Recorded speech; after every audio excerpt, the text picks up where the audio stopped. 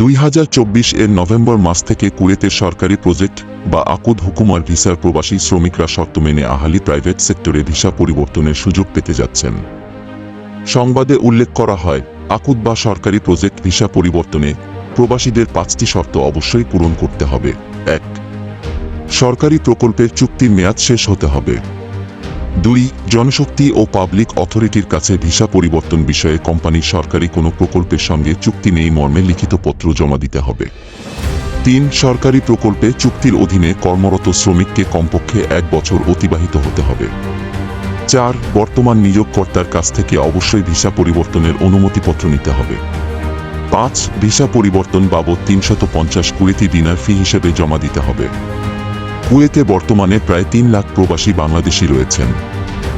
দেশটির ক্লিনিং কোম্পানিগুলোতে 1/3 প্রবাসী বাংলাদেশি কাজ করছেন।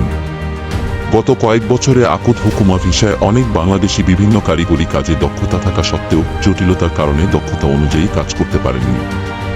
এসব শ্রমিক নিজ কোম্পানিতে 8 ঘন্টায় 70 থেকে 75 কুয়েতি দিনার বেতনে কাজ করে গেছেন, যা বাংলাদেশি মুদ্রায় প্রায় 27,000 টাকা। আকুদ হুকুমা ভিসার নিয়ম অনুযায়ী কোনো প্রকল্পের চুক্তির মেয়াদ শেষ হয়ে গেলে শ্রমিকদের নিজ দেশে চলে যেতে হতো। কোম্পানির নতুন কোনো সরকারি প্রকল্পে কাজের চুক্তি হলে নির্দিষ্ট ফি দিয়ে শ্রমিকদের আকামা নবায়ন করতে হতো।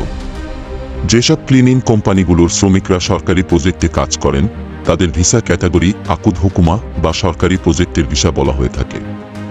এদিকে কুয়েত সরকারের সরকারি প্রজেক্টের ভিসা পরিবর্তনের খবর শুনে আনন্দিত প্রবাসী বাংলাদেশিরা। তারা বলেছেন, নতুন এ সুযোগ ও শর্ত পূরণ করে প্রবাসীরা নিজের দক্ষতা অনুযায়ী ভিসা পরিবর্তন করে কাজ করতে পারলে আগের চেয়ে আয় বাড়বে এবং বাড়বে অন্যান্য সুযোগ সুবিধাও।